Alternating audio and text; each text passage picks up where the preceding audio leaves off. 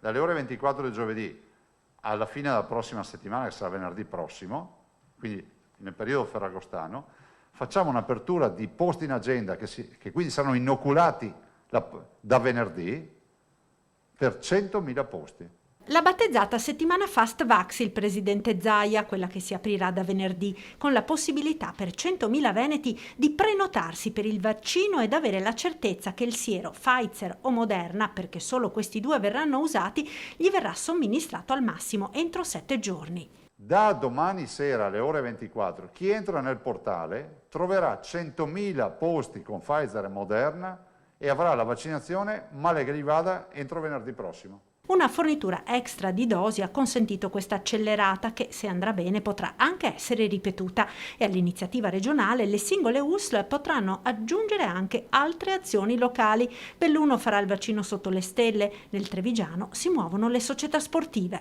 Mi ha chiamato il presidente del Lorenzoni del calcio Mogliano e mi diceva: abbiamo i ragazzi da vaccinare, ci sarebbero anche le famiglie, organizziamo una giornata e quando c'è massa critica, 3, 4, 500 persone, noi riusciamo a farlo. L'Open Day sarà organizzato per i comuni di Mogliano e Preganziol presso lo stadio di Mogliano in via Ferretto in una o più date a seconda del numero di interessati. Se ci sono associazioni sportive, se ci sono delle realtà che hanno comunque un minimo di massa critica, non è che lo possiamo fare per 4 o 5 persone, contattino direttamente le direzioni generali delle ULS e facciamo anche queste attività.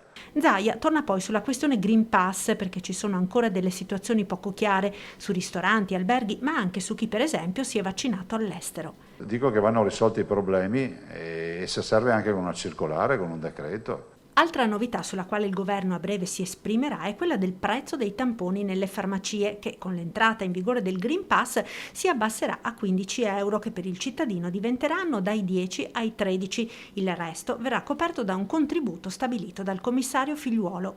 Sui sanitari Novax è intervenuta l'assessora Lanzarin con gli ultimi dati che registrano un dietrofront di diversi operatori. Il dato aggiornato a ieri è di 17.542. Quindi vuol dire che abbiamo recuperato 1224 posizioni.